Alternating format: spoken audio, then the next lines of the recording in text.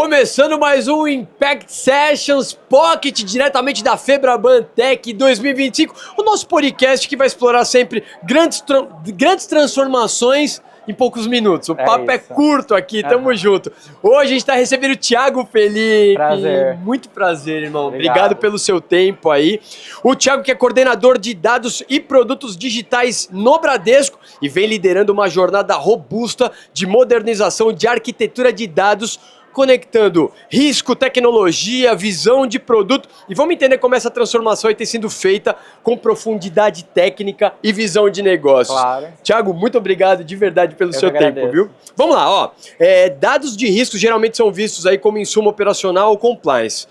Como que vocês estão mudando essa lógica no Bradesco e posicionando esses dados como parte ativa do desenvolvimento de produtos digitais? Perfeito. Eu acho que um ponto super importante aqui, que às vezes o pessoal entende riscos como as barreiras para você conseguir fazer as suas coisas. Mas na verdade tem que mudar um pouquinho o olhar e entender quais são os caminhos que são possíveis de você encarar.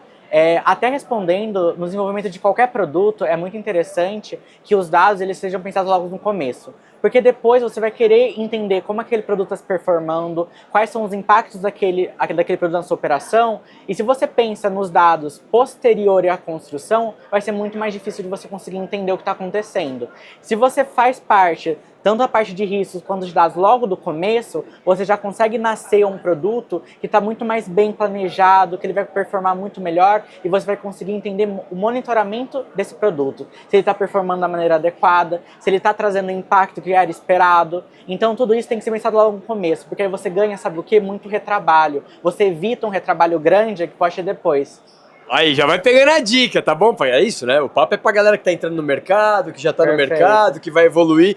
Então já começa a analisar os dados desde o início do processo da criação do produto. Exato. Você tem que entender o que você quer mapear depois, entender tudo que tá entrando no seu fluxo, tudo que tá saindo nesse fluxo, para você conseguir ter uma compreensão plena do que tá acontecendo. Maravilhoso. Muito bem, muito bem. E você atua na interseção entre dados e produto, né? Exato. O tempo todo nesse meio. E como essa convergência tem ajudado a acelerar as decisões estratégicas, encurtar o ciclo entre insights e entrega real para o cliente? Exatamente. Em linha ainda muito com a pergunta anterior, quando você traz esse planejamento logo de início, a forma de você fazer a observabilidade desse produto no final fica muito mais tranquila. Então você consegue criar relatórios, dashboards, que eles conseguem responder as suas perguntas. E não você ficar correndo às vezes atrás do rabo, tentando entender, nossa, o que está acontecendo? Porque você já pensou logo no começo o que você queria observar daquele produto. Você teve uma preocupação logo no desenho inicial, tudo que iria entrar de insumo que é necessário para você tomar a sua decisão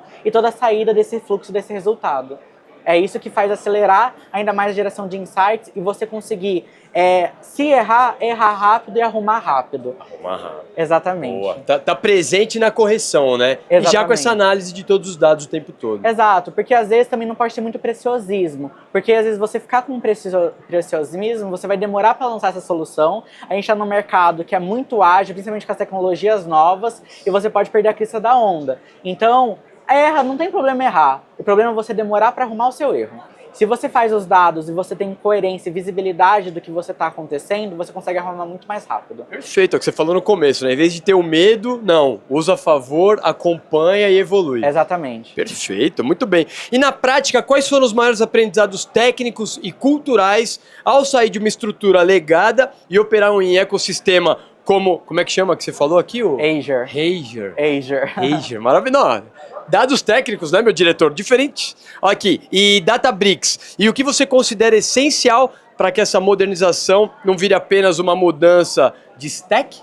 Stack, muito bem, mas sim de mindset. Perfeito. Aqui, quando a gente sai de uma arquitetura legada para uma arquitetura em cloud, a gente tem que tomar muito cuidado para não tocar tecnologia e manter os mesmos erros. Então, tem que entender que esses dois ambientes funcionam de formas diferentes e eles têm propósitos totalmente diferentes. Acabou que, ao longo do tempo, com as evoluções tecnológicas, a arquitetura legada ficou muito grande, muito robusta, você fazer ajustes para ela é muito mais complicado, você não tem uma visão de microserviços como que você tem hoje em cloud, então você tem que saber que quando você sai de uma arquitetura legado e vai para o ambiente da Azure e para o Databricks, o funcionamento dos fluxos são diferentes. Você tem que pensar de uma forma diferente. Tem que entender a visibilidade completa, quais são as microações que acontecem no seu fluxo para você conseguir o produto end-to-end. Então tem que tomar todo esse cuidado, porque senão você vai estar mudando a tecnologia e levando os mesmos erros. Isso pode ser um grande problema para o futuro. O grande lance é não errar, né? Ou o que você falou, tá presente do erro para corrigir com velocidade. Eu falaria que é não colocar os mesmos vieses. Você tem que entender que são tecnologias totalmente diferentes, elas atendem propósitos, um fim de forma similar, em muitos casos, mas a forma de construção é diferenciada. Então você tem que entender o que a tecnologia em cloud se propõe, qual que ela traz de benefícios, malefícios. Da mesma forma que o legado, porque o legado hoje que está construído, ele ainda atende muito o banco, e os grandes bancos têm um legado muito importante. Só que a gente tem que mudar esse mindset para trocar a tecnologia, mas também evoluir na forma de construir os produtos. Tá anotando aí? Você tá anotando? Vai anotando aí. Agora vamos lá, quando a gente fala de transformar riscos em dados em produtos digitais, exige disciplina, exige criatividade. Exato. E como é que vocês têm equilibrado governança e experimentação nessa jornada toda? Perfeito. A gente tem diversos frameworks de riscos, né, que são as regras que a gente tem que seguir, quais são as normas que a gente tem que seguir, até mesmo por trabalharmos numa área que é muito regulamentada pelo Banco Central e diversos reguladores. Então, temos que entender o sandbox, quais são os ambientes que a gente pode testar e explorar, antes de lançar para o grande público, começar pequeno, começar com uma base de clientes menor e testando aos poucos, depois ver que aquilo que você construiu tem muita resiliência, muita segurança, está dentro da área de riscos, dando ok, você pode seguir por cada vez mais. Não ter medo de testar, isso é muito importante, você tem que experimentar sim, ainda mais com diferentes tecnologias. Só que quando você for expandir, que expanda quando você tem muita segurança e confiança naquilo que você está fazendo. Só expandir depois que tiver seguro real. Exatamente. Mas a importância do teste, como fazer sem testar? Não tem como, né? Não tem como, tem que testar e tem que trazer as áreas de suporte, as áreas de risco, seguranças, junto logo no começo da sua construção de produtos. Porque aí você vai ter um trabalho muito mais tranquilo quando aquilo ficar mais robusto e estiver pronto para expansão. Maravilhoso, muito bem.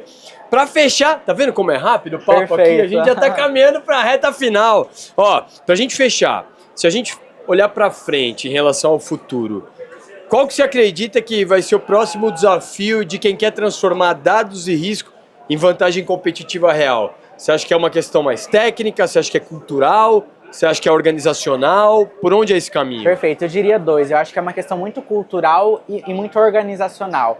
O técnico, a gente tem diferentes ferramentas que ajudam a desenvolver os produtos, tem o Copilot, tem outras ferramentas que conseguem ajudar a construção do produto em si, tanto do ponto de vista do Product Manager, que faz toda a ciclo das histórias, quanto do ponto de vista do próprio desenvolvedor, né? Que ele consegue avançar ainda mais no desenvolvimento e ser mais rápido. Mas a questão cultural, a empresa tem que ser movida pelo data-driven, entender com base em dados quais são as decisões que elas têm que tomar, e aonde que ela tem que se nortear, escutar o cliente através dos dados, porque como a gente está numa organização muito grande, são mais de 80 milhões de clientes que o Bradesco atende. Como é que ouve esses clientes de perto, cara? Quantos? 80 milhões? Mais de 80 milhões. Mais de 80 milhões de clientes, meu Exatamente. amigo. É muita gente. É muita gente. E aí? E é justamente com os dados que você consegue sumarizar esses resultados e tomar suas decisões. E a inteligência artificial nesse processo como um todo? Ela consegue ajudar muito, só que aí tem que ter muito cuidado também. Porque se os dados não tiverem uma qualidade boa, a IA não vai fazer milagre.